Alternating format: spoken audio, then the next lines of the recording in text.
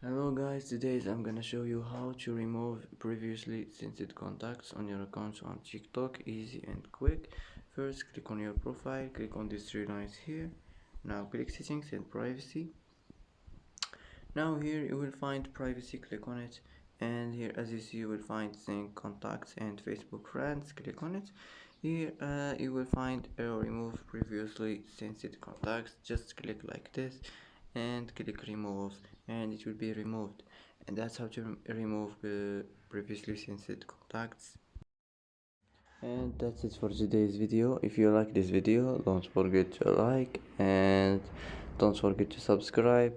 I hope this video is helpful for you, and thanks for watching until the end, and see you in the next video.